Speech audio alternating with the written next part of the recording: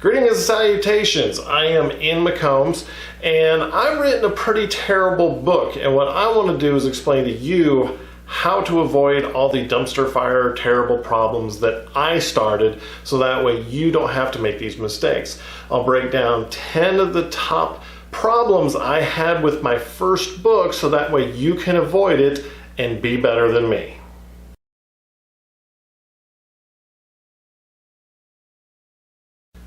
Felicitations, and let's start at the beginning. This book had been one that I had had in my memory and had been thinking about for quite some time. I quit smoking, which is really bad, and I highly encourage you to quit smoking. And I did a lot of cardio to get myself in a better, healthy state in my life. And so I had imagined a lot of what I wanted to put in this book over hours and hours and hours and hours of cardio. So one of the things that I did with this book is I put in everything. It's the kitchen sink problem.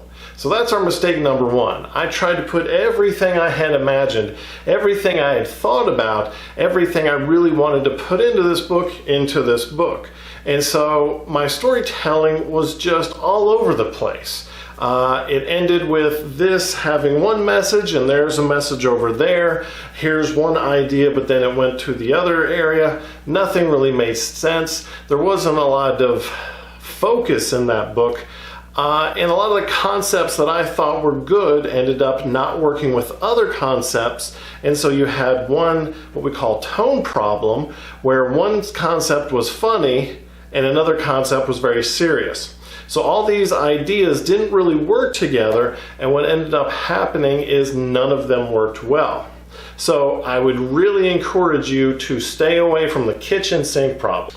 Now, you might wonder, okay, I started off a terrible book, so then what happened? Well, the good news is Mother Nature totally saved me on this first book. And what I mean by that is a lightning bolt literally came from the sky, hit my apartment, hit my cable, and then blew out my entire electronics. So my splitter, my TV, my router, my computer literally caught on fire, and I had to put it all out. And so my first book was destroyed by nature. So if your first book hasn't actually been hit by lightning, destroyed your computer, and caught it on fire, you're probably doing better than I am. Now, because lightning hit my computer, destroyed my book, I had to start over, which is a good thing and a bad thing.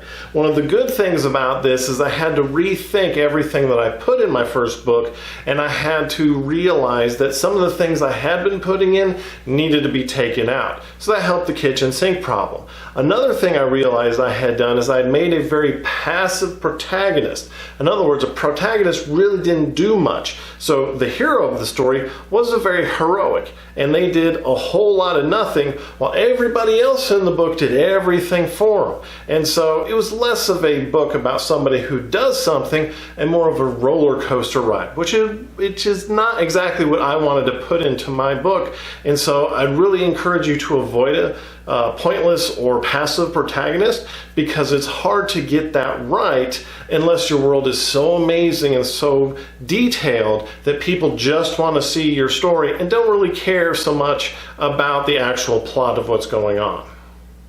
When I started rewriting the book, there was a whole backstory that I had put in the first chapter that I thought was pretty clear. But unfortunately, a lot of people, when they read that first version, were totally confused on what I was meaning, what I was trying to do. And so I put the story in medias res, which means in the action. But unfortunately, the action was so confusing and it didn't mean much to the rest of the book that a lot of people weren't completely confused. And so that's one of the other things I really want you to avoid is confusion. Don't put everything in your book. Don't make everything so convoluted that your readers are confused, because if your reader gets lost, then what's going to happen is your reader's going to stop reading your book and go find something else. I put a lot of emphasis on the past history of what I had thought was the core of my story. But the problem is that because I put so much emphasis on the past, the present story wasn't that important. And so when you're trying to read the current story, I'm constantly referring to the past, and so the present doesn't mean nearly as much as what the past had meant. So are you interested in the past? Are you interested in the present? Where is the story actually happening? And so I really want to say, don't make your story so confusing. Don't try to put everything in there, and have your protagonist really be somebody who does something. The first chapter, and I know we're not even past the first chapter, is pretty awful, and I still have to say the book is pretty terrible. As we come to the end of the first chapter, we have a wonderful array of characters. We have a ton of people who are in the story, friends, heroes. We have the trickster character, we have the wise mentor, we have the goddess, all the tropes that you'd see, everything in the hero's journey. But unfortunately, because I put so many characters in, we had too many characters. And so the hero, the person you really are supposed to care about, is so diluted and they're passive, so therefore you don't want to care about my character. You don't want to understand what my hero was doing. The side characters, the other characters, are maybe interesting or fun, but because there's so many of them, you get confused. There are 30 names you have to memorize in the first 2 chapters, so you might as well just put it down and go read something that's a little bit more simple. All right, so you're thinking, all right, we're in chapter 12 now. Well, unfortunately, we're not. We're only on chapter 3, and here's where a lot of my world building came in, and I was so excited about writing my first book. I was so excited about the world that I wanted to present to everybody that I put all this effort, I put all this, work into trying to paint a picture of exactly what my world looked like to people, that it became just unbearable. There were too many descriptions, too many paragraphs, info dumps, just miles and miles and miles of explaining everything, miles and miles of just complete, this is what this statue looked like, and it was carved by this person, and here's the history behind it, because, it was interesting to me, but the reader's going to say, that's not that interesting. So I'd really suggest putting what we call active description, where you weave it into your story and don't just have paragraphs, miles and miles and miles of description, because what happens is people get bored reading it. I know that happens to me all the time, and it's important to make your description work for your story, not be a hindrance to your story. All right, so you've got this. You've learned from my mistakes, and so we're totally cool going forward, and my book is amazing, right? No, of course not. What we're dealing with is not only just problems with your plotting, descriptions, characters, but also how is your chapter structured. One of the things that I heard an author tell me one time was your chapter should be its own almost short story where it has some sort of hook at the end. My hook at the end of my chapters was the hero goes to sleep. Now, that seems logical, but unfortunately what that's telling your reader is, hey, you can stop reading the book, you can put it down. My book is so boring, my hero's gone to sleep, so therefore you can go to sleep too. So that's a terrible idea. And looking back on it, it's one of the most sad mistakes that I made, but it is one that I want you to avoid. Now we're getting into the meat of the book. We're getting into the middle. The middle is one of my worst problems. I have to say, one of the things that I do is I tend to flinch from the middle. Instead of putting a lot of conflict, instead of putting a lot of action into the book, I make a really good ending, I put a really good beginning, and then my middle is kind of saggy. It's like a hammock. It sags in the middle and has some good structures on the end. So you really want to avoid that. You want the plot, the conflict, the story to propel your story forward. And if not much happens in the middle except lots of info dumps, lots of description dumps, tons of new characters coming in, there isn't much that will actually propel your story forward. So therefore your reader is going to want to just stop reading your book. And that's the worst thing you can have, is someone start your book, sounds awesome, somebody says they finished your book and the ending was great, but then nobody can get through the middle.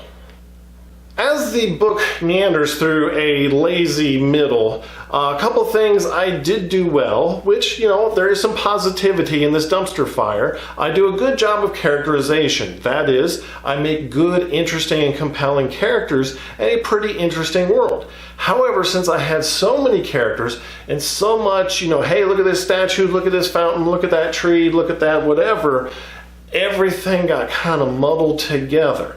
Now, there's an interesting idea between pantsing and planning, where you plan your book, outline, you write everything that you're going to do, or you just have an idea and you write by the seat of your pants. Well, here's one of the most important things I can tell you.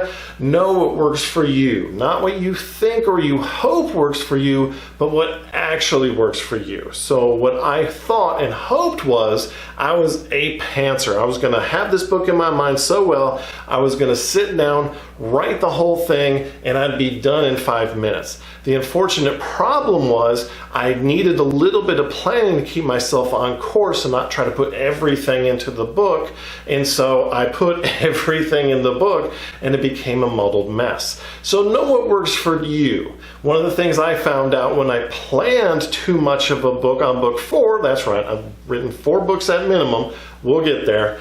I put so much planning into that book that it felt terrible for me. It felt very restrictive. So know what works for you, and knowing yourself is probably one of the most important things you can do. One of the important things I would encourage you to do is try different ways of writing a book. That way you can learn what is important for you, learn what works for you, and learn how you work, not how somebody else works, not how somebody who wrote a book on writing works, not somebody telling you on a video, but how you work. So what I would encourage you to do is write a book by pantsing, write a book by planning, write a book with an outline, write a book with just a song list of everything that happens in the book. Because what you want to do is learn how you write that works best for you, that's most effective. And some people, they can have the best outline, but it's completely flat and they don't finish the book. Some people start with a wonderful idea, don't plan anything out, the book goes off the rails, so that doesn't work for them. So what works is what works, and that's how you should write. Conflict is really what propels your book, and it doesn't have to be a huge war, a battle, people killing each other. A conflict can just be, as we have with a lot of our literature type books, family struggles, problems in the community. It doesn't have to be life or death, but it has to be some sort of conflict, because we want to read something that's interesting. We have to have a book that is propelled forward so it becomes something that somebody wants to read. I do a problem where I tend to have an idea of where the conflict should be, and the conflict should be up here, but unfortunately, because I might feel bad for my characters, I don't want to put them through so much misery, or I don't want the conflict, or I don't know how to write it, I tend to pull down the conflict, and so it's not as interesting to actually read. It's really important to propel your story forward, propel your readers through your book by having a good conflict. They want to turn that page so they can actually read the entire thing. So my story is almost over. I had a bad beginning, I had a ton of characters, I had a lot of description, had a saggy middle, not much conflict, and now you're coming to the ending. Now, like I said, my beginnings and my endings are usually pretty good. My middle is what's terrible. The problem is I had this epic, amazing, fantastic ending, but it didn't feel earned. What that means is people read all these pages, they get to the end, they see this amazing epic climax, all these things come together, all this stuff suddenly comes into a big crescendo, but it doesn't feel earned. And so people finish the book and they don't close it and go, wow, that was amazing. They don't cry. They don't go, that was fun. They don't say that was enjoyable. They say, you know what, I didn't really feel that. It didn't resonate because it didn't feel earned. And that's one of the most important things that I can tell you is if you get to the end of the book and people like your story but it doesn't resonate with them, then it may be that they didn't feel like the ending was earned by the beginning and middle of your book. So thank you for listening to my rant on my first awful book. We're going to review the 10 top things you can do to have a better book. So number one is the kitchen sink problem. Don't throw everything in your book. Focus on what the story is about, focus on what you're trying to write about, and really emphasize those things. Make those things extremely strong and powerful so that way it really feels good, it resonates well with the reader, and people really enjoy that. 2, don't have a passive protagonist. Really try to have a character that does stuff, that moves through your story, the story doesn't just happen to them, but they actually make things happen. And one of the reasons why people like to read books is because they like to feel themselves in another adventure. And so if your main character doesn't do anything, if your hero doesn't do anything, maybe they didn't feel like they did anything either. 3, confusion. Be clear. Don't put everything in at once. Try to make sure that if you're putting something in foreshadowing, if you're trying to use some clever tricks, that you're clear about what you're doing. I know I'm bad at doing any kind of suspenseful murder mystery type things. I can't write those books. That's something I'm very honest about with myself that I'm not good at. But what I am good at is setting something up where the characters don't know something, but the reader knows something, and so then they have a lot of dread. They understand that something bad's going to happen, and so they want to turn the page so they can figure out how that happened. Number 4, simplify your characters. Having a cast of thousands is fun. It's amazing. You see those movies with a ton of characters? It is enjoyable. The problem is, if it's your first book, even your 10th book, having a ton of characters may be something you need to tone down. If you have one character that's really enjoyable, concentrate on that character. If you have a few side characters that are really enjoyable, concentrate on them. If you have too many characters, you might get some characters that are left behind, some characters that don't get a lot of screen time when they should, and what happens is nobody's really that interesting. Number 5, description dumps. Don't do that. Now, not only should you not do that, but one of the problems is that you'll end up with what I call the Tolkien problem. Now, I love J.R.R. Tolkien. He really founded Dungeons and Dragons and a lot of the other things that are totally all, foundations of nerd culture, which I love. But the problem is Tolkien would write a story where Frodo got his cloak caught on a thorn bush, and then 20 pages of description of that thorn bush later, there would be an action of them pulling the cloak off the thorn bush, and then 20 pages of the entire lineage of that thorn bush later, they would actually take 2 steps. Again, that's a little bit of exaggeration. I love Tolkien as much as the next nerd, but I really don't like to read that. I like to read books that have a lot of forward momentum. I like to read a lot of books that have a lot of forward action. So what you try to do, in my opinion, is to weave your description in with what you're doing, with a little bit here with dialogue, with their physical actions. It doesn't have to be all the time. It doesn't have to be every single one, because then it becomes, again, something that takes the reader out of the book, but you really want to put the description to be active, to breathe with your book as well. We got 6, which is chapter structure. Chapters should almost have their own climaxes and their own resolution. And one of the important things you want at the end of your chapter is to have an ending that makes somebody want to turn that page so they can get to the next chapter. There needs to be a conflict. There needs to be something that the main character wants, something that they need, and there needs to be a resolution. It doesn't have to be all doom and gloom all the time, because then that sometimes gets boring, but it can be that they got what they wanted and it wasn't really what they thought it was going to be, or they got what they wanted and then that was the worst thing ever, or they didn't get what they want, and so then they have a clear goal for that next chapter. And so you want to move them through the story so you end up with a nice moving book that people want to continue reading, and not just a holiday nap and then everybody is done writing your book. Alright, so attentionless, saggy middle. That's one of the things, like I said, I have one of the worst problems with. And what you want to do is have rising action with your book, create a lot of tension, maybe dread, fear, terror of what's actually going to happen in the future. One of the problems is if you flinch from that, if you don't put your characters in jeopardy, if they're really not afraid of what may happen, then what you end up with is a middle that doesn't really go anywhere. And then when they get to the end, they really don't feel like the ending is earned, or they don't feel like the ending meant much. And so you really have to make sure that middle doesn't rise up and then bow down. And then you got the conflict or the ending there. Really make that middle work, because that's where the bulk of what you're going to put into your book is. First 2 chapters may be your beginning. Last 2 chapters may be your end. So if you've got only 15 chapters, then you have 11 chapters of story you're trying to get your reader through. And so if that's not interesting, then all those 11 chapters are essentially wasted. So really try to make that middle work, so that way they want to know your world, they want to know your characters, and they really can enjoy your story. All right, so then you got number 8.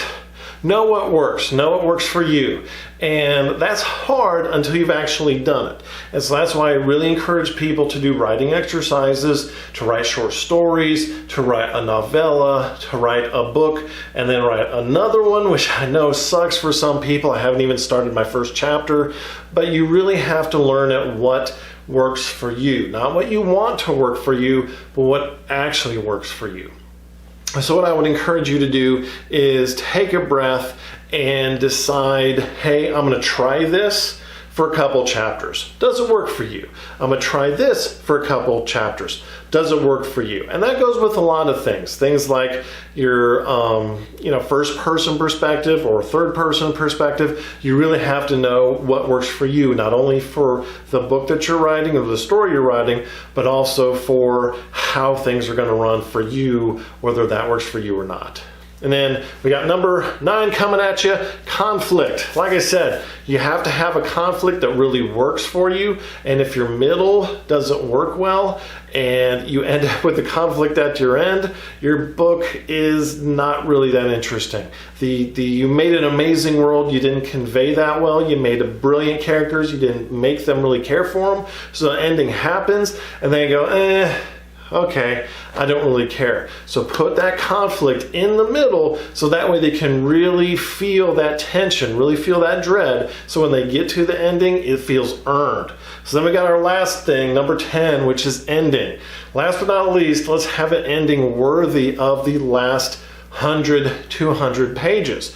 Don't flinch on it. Don't, oh, well, I don't want to put it all on the paper. Put it on the paper. If it's terrible and awful and evil, put it there, because what you want to do is have a story that resonates with the reader, so they really feel your book and they really feel like you wrote an amazing book and you really brought them through a story, because that's what's important. Having them finish that book, maybe they need a nap because it's been so awesome.